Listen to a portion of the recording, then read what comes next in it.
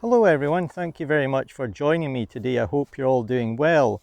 So this video is going to be something a little bit different from me today. It's all going to be about a type of landscape photography that I do reasonably often and I think is fairly accessible to most people. So it's all about simple roadside landscape photography.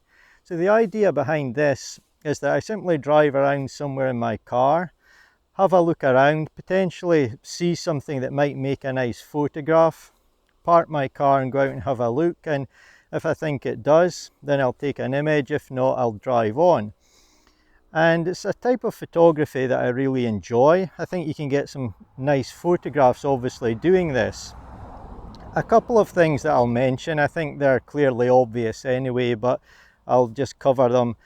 And that is, when I'm driving around, my attention is 100% on my driving. I'm obviously driving very safely. And when I say I spot something, it's just something that I've quickly noticed off in my almost peripheral vision or just to the side of the road. I'm not going to pay any attention to it. If I think there's something, I'll go and park my car safely, somewhere it's not going to obstruct the road or get in anyone's way, and then I'll walk back and I'll look and see if there's a potential photograph there. If not, I'll get back in my car and drive off. And obviously when I'm taking the photographs, I'm going to be mindful of my own safety. I'm not going to block the road or stand in anyone's way. So safety first, photography second. But it's a really nice, accessible type of photography, something that I really enjoy, and let's see what I can go and find.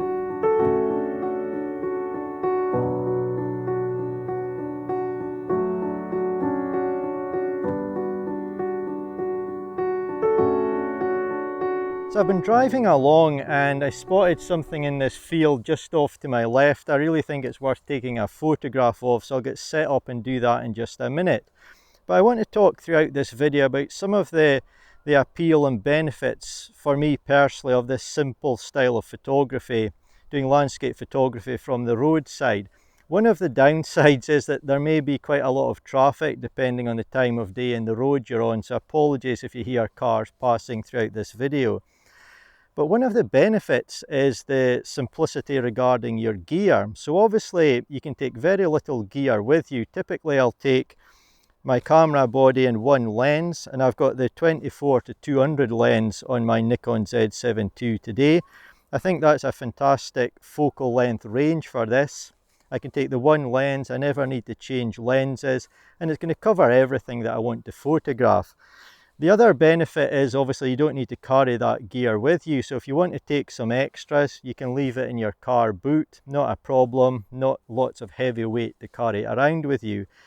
Typically that's all I need, obviously battery and memory card and so on, but other than that I may take a polarizer. And it's a very simple style of shooting. I'll shoot handheld, I won't be focus stacking, I won't be exposure blending. It's just a really nice, simple, easy style of photography. So behind me here is the first scene that I've captured today.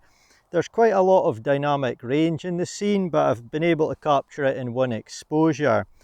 So what I'm trying to do is use this tree in front of me here and some of the grasses as framing for that lone tree off in the distance in the field. I'm using a polarizer, which is bringing out a little bit of detail in the clouds, not that there will be too many clouds in my image, but it's also saturating the colours in the field behind me here, which I quite like. And something I like in this composition is that the tree and the grasses, primarily due to the direction the wind's blowing in, are leaning over, pointing towards that tree in the distance. So they do provide nice framing. And the scene is being quite nicely side lit from the side, which is enhancing the tree in the distance. It's got a nice little shadow off to its left as well. I'm not really bothered about getting the whole scene sharp from front to back. I think it will look quite nice if this area is sharpest in my image and the background's a little bit soft. I'm not out at what you'd call a prime time for shooting landscapes. It's not near golden hour. So the light and sky and so on in the distance is a little bit hazy. So it doesn't really matter. In fact, it'll probably look better if it's slightly soft. But That's what I've been trying to do here, so I'll show you the image and I'm off to try and find another scene.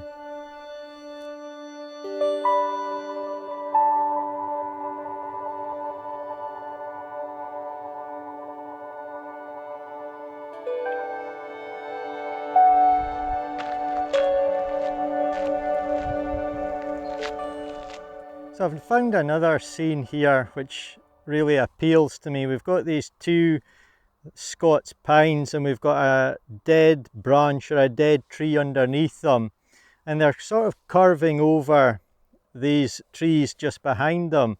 We've got some nice splashes of colour in my foreground which I can use to my advantage to enhance the composition, and I've got some nice light grasses here that I'm going to be shooting through as well. The sun's off to my left, the polarizer is going to work quite well, and we've got some nice highlights of the sunlight on the trunks of the trees, so I think this is going to work quite well. So if I get my composition set up,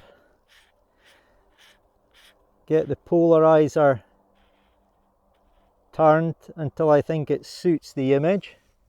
So I'm going to shoot this one at f6.3. Just get the height for the composition set up right, focus in the middle, and take the shot. Yeah, I quite like that one.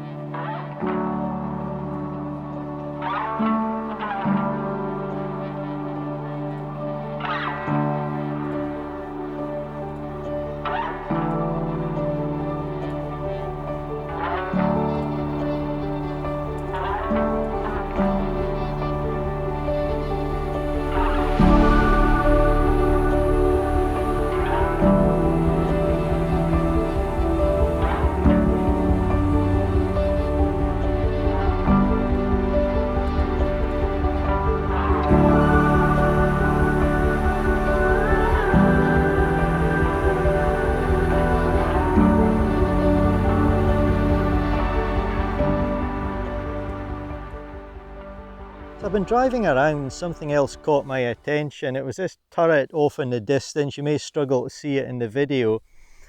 Just coming up through a collection of trees, and there's some nice countryside. The light on the land and the turret is really nice. The only downside is the sky. We've got lots of nice clouds higher up, but I really need some lower down, just above the tree line to make the image fulfill its potential, in my opinion. As I arrived, there were one or two clouds above that collection of trees, but much higher in the sky. So I took a couple of vertical orientation shots. I'll have to see if I captured those with the cloud in the correct spot. But there are some other clouds slowly moving across in the sky, so if I'm patient, I may just end up getting this scene looking the way I would like it.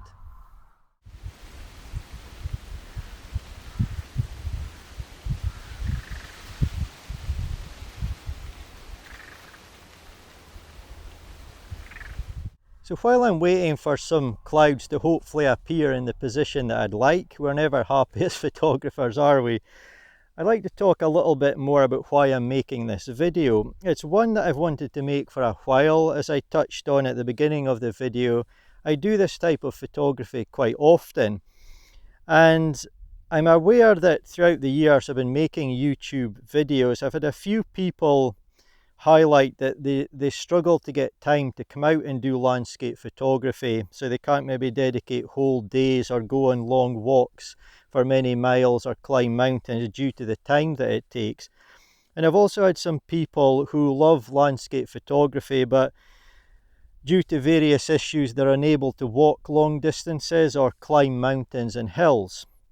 So I think it's important to make this type of content as well, and just show that hopefully you can get a few nice images just by driving around in your car. I think this type of photography is probably fairly accessible to a lot of people, whereas having the time or energy or being able to climb difficult mountains and hills may be a struggle for some folk. Also, potentially you have to climb these hills or go on long walks start off in the dark or return in the dark, and not everyone can be up on top of a mountain at sunrise or sunset. So I wanted to make this video just to cover the type of photography that other people may do a lot and that I certainly do quite often myself.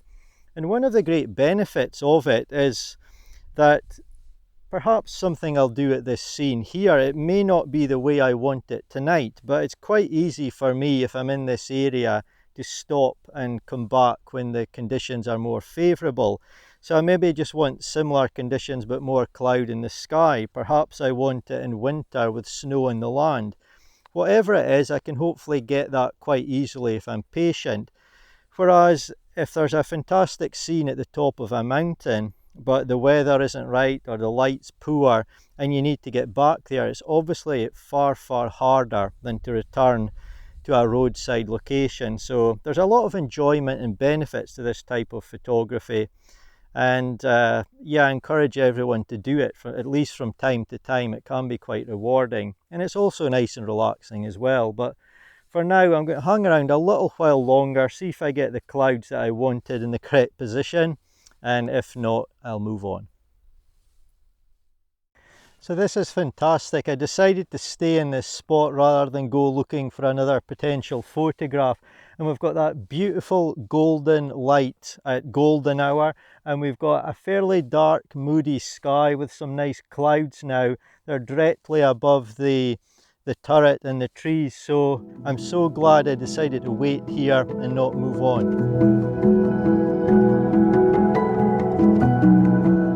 While I was reasonably happy with this photograph, I felt that on another day I could get better light in my main subject, and that a darker sky with more cloud in the background would definitely be of benefit. So, as I mentioned a short while ago, I decided to return and I took this photograph.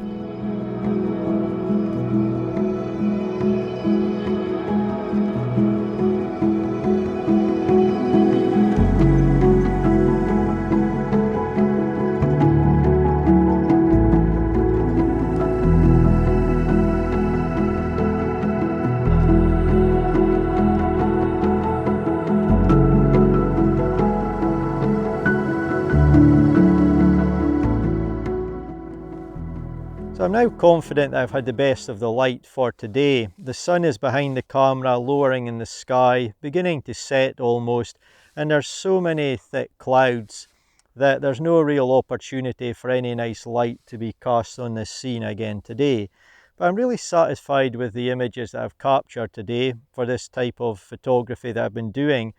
And hopefully it encourages at least a few of you, if you don't already do this, to come out and try some roadside landscape photography, always keeping your safety and road user safety in mind, of course.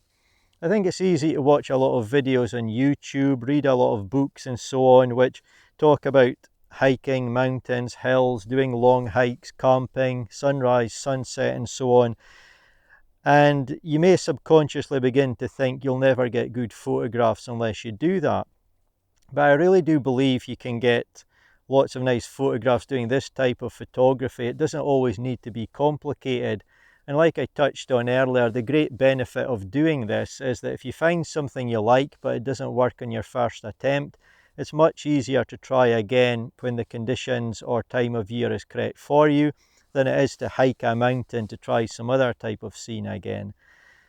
But as always, thank you so much for watching. I really do appreciate it. I hope you've enjoyed it, and hopefully I'll see you in my next one. I'm just going to enjoy this scene for a minute or so more and then head off. But thank you again, and I'll see you soon.